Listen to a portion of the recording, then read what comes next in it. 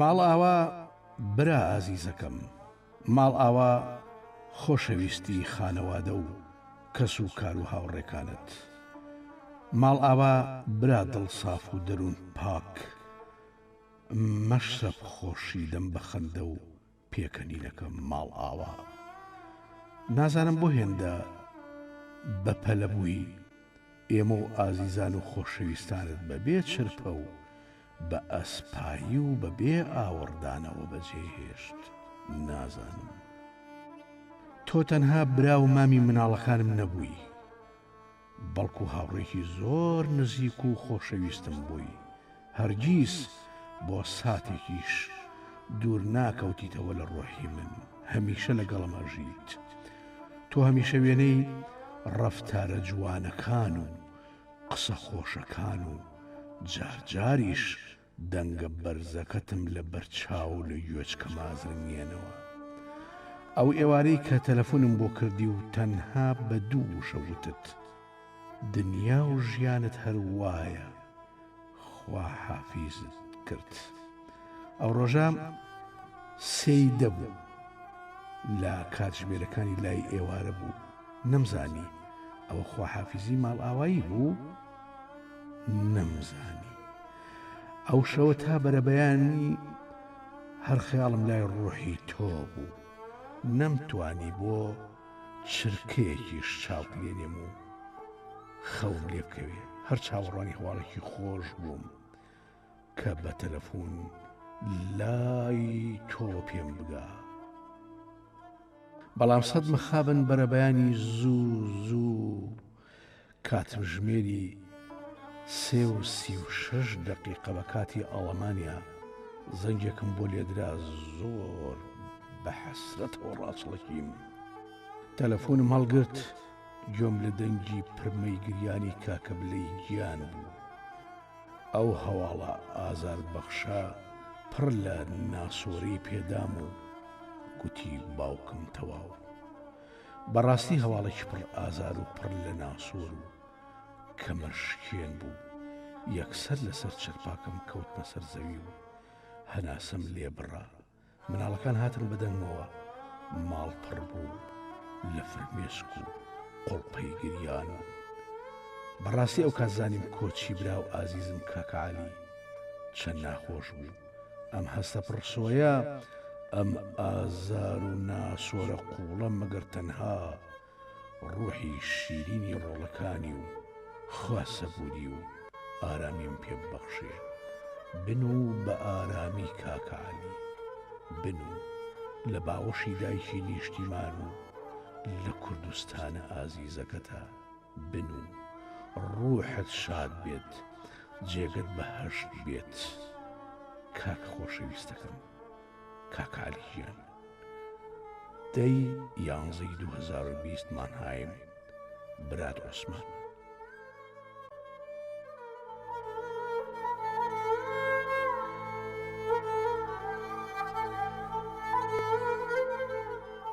ژیاننامەی خوا لێ خۆش بوو عەلی فەتاح. 1 ساڵی 1953 لە شارۆچکەی ماوەت چاوی بە دنیا هەڵێنەوە. ساڵی 1960 چۆتە خوێندنگەی مەڵکەندی سەرەتایی کوڕان لە سلێمانی. ساڵی 1966 چۆتە خوێندنگای سیروانی ناوەندی کوڕان و بە سەرکەوتوی ناوەندی تەواو کردووە. ساڵی 1970 درێژەی بە خوێندن داوە لە ئامادەیی پیشەسازی سلێمانی بە نمرەیەکی زۆر باش پیشەسازی تەواو کردووە. بەهاری ساڵی 1976 لەم ساڵەدا خۆپیشاندانی جەماوەری شۆڕژگێڕی سلێمانی بە پێشڕەوی کۆمەڵەی مارکسی لینین ڕوویدا و پۆلێک لە لایەنگر و ئەندامانی کۆمەڵا دەستگیر کران، لە ناویاندا عەلی فەتاح بوو. دوای ئەشکەنجە و هەڵواسینی بە پانکەدا نەیانتوانیوە هیچ وشەیەکی لێوەرگرن، دژ بە ڕێخستن و میلەتەکەی ناچار بوون ئازادی بکەن. ساڵی 1969 لێپرسراوی لیژنەی خوێندکارانی ناوەندی سلێمانی کوڕان بووە. لە سلێمانی کە ئەو کات سەر باڵی مەکتەبی سیاسی پارتی دیموکراتی کوردستان بووە. ساڵی 1970 پەیوەندی کردووە بە شانەی ڕۆشنبیری کۆمەڵەی مارکسی لینین.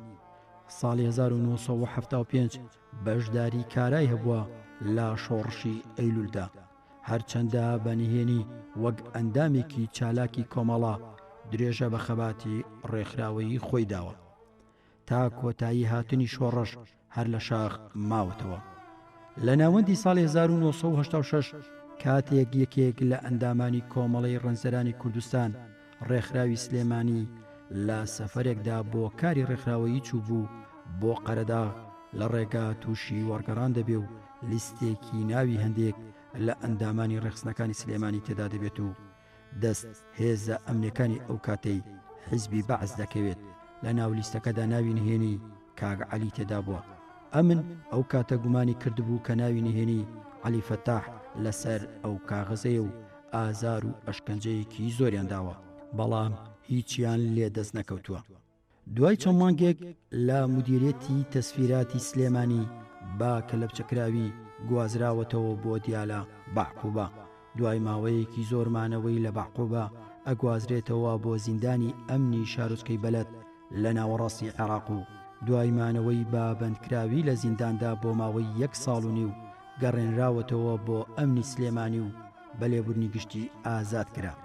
پاش ئەوان نەیتوانیوە لە سلێمانی بمێنێتەوە و بە ماڵەوە گواستێتەوە بۆ شاری هەولێر و لەوێ لە پاڵ کاری خۆیدا بەردەوامی داوە بە کاری ڕێکخراوەیی و هەموو هەوڵێکی بۆ یارمەتیدانی هێزی پێشمەرگە و ڕێخستنەکان بۆ و لەو ڕۆژەوە چەندین هەنگاوی بوێرانەی ناوە.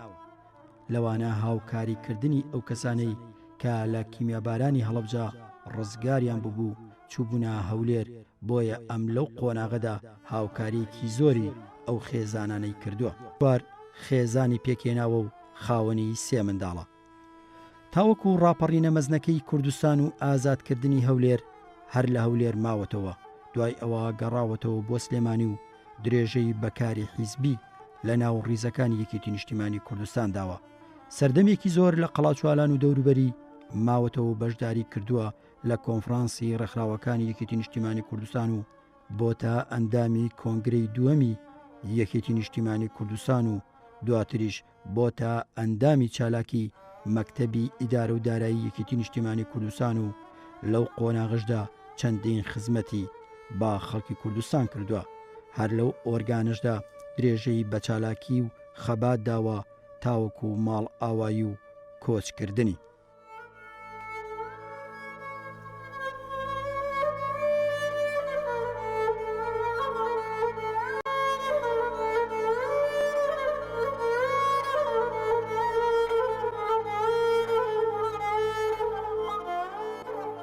کاک عەلی پیاوێکی ڕۆشنبیر بوو، پیاوێک بوو کە بە ئاگاوە ئیشی بۆ کۆمەڵا کرد، بەڵام ئەوە بوو لە ناو قوتابیانە ناسراو بوون کە ئەوەی کە چەپەکان هەموو زیاتر لە یەک نزیک بوون. من لەو سەردەمایان کاک عەلی ناسی لە پێنجێن، پیاوێکی گورج و گۆڵ، کادرێکی شارەزا، خۆشەویست لە ناو ڕەفیق و برادرەکانیان، بە ئەرکەکانی خۆی هەڵەسا وەکو ئەوەی کە کەسێک بێت شارەزا لە مافی قوتابیان. ئەو ساکە تەمان ڕێکخراوەکە بە ناوی ڕێکخراوی قوتابیانەوە بوو. ئەو سەردەمەشتا خوێندکاران و یەکێتی نیشتیمانی کوردستان دانەمەزرا بوو، هەمووی سەر بە شۆڕش و پارتی دیموکراتی کوردستان بوو لەو سەردەمایە. بەڵام دوایەوەی کە ئیتر حەدەسەکان بەرە و تێکچوونی شۆڕش چوو، کاک عەلی هەرمایەوە لەسەر ڕێبازەکەی خۆی وەکو کەسێک کە سەر بە کۆمەڵە بوو بێت. دوای یەکێتی نیشتیمانی کوردستان لە ڕێخستەکانی نیشتیمانی کوردستان دەور و کاریگەری زۆری هەبووە، هەتا دوای ڕاپەڕین کاک عەلی ڕاستە لە ناو شار ماوەتەوە، بەڵام لە ناو شارەوە هاوکاری پێشمەرگە بووە، جگە لەوەی کە خاوەنی دووبرای پێشمەرگە بووە هاوکاری کردوون، هاوکاری ڕێخستەکانیش وە بەشێک بە لە ڕێخستەکانی ئەم شارە. دوایش کە پلەی ئەنداوی مەکتەبی پێدراوە بە شایستەی خۆی ئەو پۆستی وەرگرتووە، نەک ئەوەی کە بەهۆیەکی لە هۆیەکانەوە کە ڕەنگە هەندێک کەس باسی بکە. بەڵام کاک عەلی خۆی شایستی ئەو پلەیە بووە، هیلاکی و ماندووبوونی لە ناو ڕێخستەکانی یەکێتی نیشتیمانی کوردستانە پەیوەندی بە شۆڕشەوە، هەمووی ئەوانە وای کردبوو کە کاک عەلی وەکو کادرێک بناسرێ.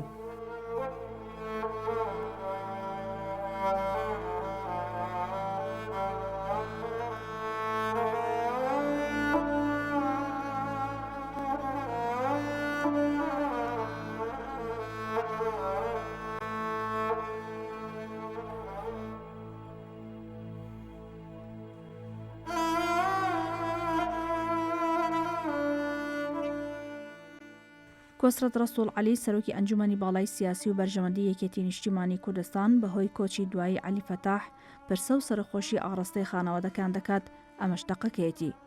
برای بەڕێزم کاک عومەر فەتاح، بەڕێزان کەس و کار و خانەوادەی هەواڵ عەلی فەتاح، بەداخێکی زۆرەوە هەواڵی کۆچی دوایی تێکۆشەری ناسرا و پێشمەرگەی دێرین هەواڵ عەلی فەتاحم بیست. هەواڵ عەلی فەتاح وەک تێکۆشەرێکی گەورەی کوردایەتی لە ژیانی پێشمەرگایەتیدا ڕۆڵێکی گەورە و گرنگی هەبوو. لە شاریش وەک تێکۆشەرێک خزمەتی بەرچاوی بەگەلەکەمان و حەزبەکەمان کردووە. کۆچی دوایی خەمێکی گەورە و قوڵە و لە ناخەوە هەمومانی خەمبار کردووە. بۆ کۆچی دوایی هەواڵ عەلی فەتاح هاوخەمی و پرسە و سەرخۆشی خۆمتان ئاڕاستە دەکەم. هیواخوازم ئەمە دواکۆست و ناخۆشی هەموو لایەک بێت. خوای گەورە سەبووری هەمومان بات و کۆچ کرد و جێگای بەهەشتی بەرین بێت.